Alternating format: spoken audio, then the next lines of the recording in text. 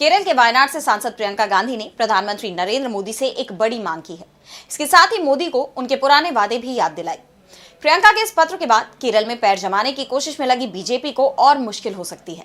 तो क्या मांग की है प्रियंका ने, देखिए इस रिपोर्ट में। केरल के वायनाड से सांसद प्रियंका गांधी ने पीएम मोदी को चिट्ठी लिखकर मांग की है कि इलाके में पिछले साल आई भयानक बाढ़ और भूस्खलन के पीड़ितों के लिए पर्याप्त राहत और पुनर्वास का इंतजाम किया जाए। उन्होंने लिखा कि त्रासदी के 6 महीने बाद भी प्रभावित लोग कठिनाइयों का सामना कर रहे हैं और अपने जीवन को फिर से बसाने के लिए संघर्ष कर रहे हैं। पत्र में प्रियंका ने उल्लेख किया कि 30 जुलाई 2024 को वायनाड जिले के चूरलमाला और मुंडक्कई में भूस्खलन की विनाशकारी घटना हुई थी, जिसमें 298 लोगों की जान चली गई। इस त्रासदी में 17 परिवार पूरी तरह से समाप्त हो गए और घर, स्कूल, सरकारी दफ्तर, अस्पताल, दुकानों समेत 1000 से ज्यादा सार्वजनिक स्थल तबाह हो गए।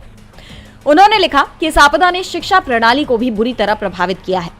वहीं भूस्खलन के कारण 110 एकड़ कृषि भूमि नष्ट हो गई, जिससे चाय, कॉफी और इलायची की खेती करने वाले किसानों की आजीविका खत्म हो गई। इसके अलावा इस क्षेत्र में पर्यटन से जुड़े कई लोग बेरोजगार हो गए हैं। प्रियंका गांधी ने पत्र में लिखा कि वायनाड जिले के लोगों को राज्य और केंद्र सरकार से निर्णायक वित्तीय और ढांचागत सहायता की जरूरत है, लेकिन पुनर्वास प्रक्रिया अत्यंत धीमी गति से चल रही है।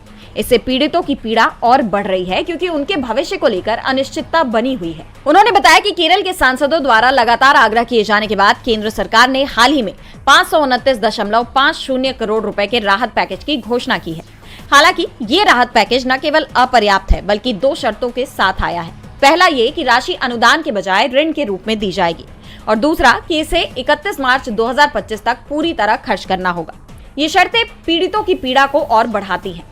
प्रियंका गांधी ने प्रधानमंत्री को याद दिलाया कि उन्होंने खुद इस त्रासदी के बाद प्रभावित क्षेत्रों का दौरा किया था, जिससे लोगों को केंद्र सरकार से बड़ी वित्तीय मदद की उम्मीद जगी थी। लेकिन उन्हें यह देखकर निराशा हुई कि ये उम्मीदें पूरी नहीं हुई।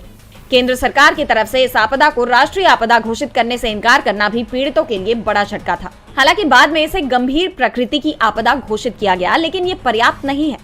उन्होंने प्रधानमंत्री से राहत पैकेज को अनुदान में बदलने और इसकी समय सीमा बढ़ाने का अनुरोध किया।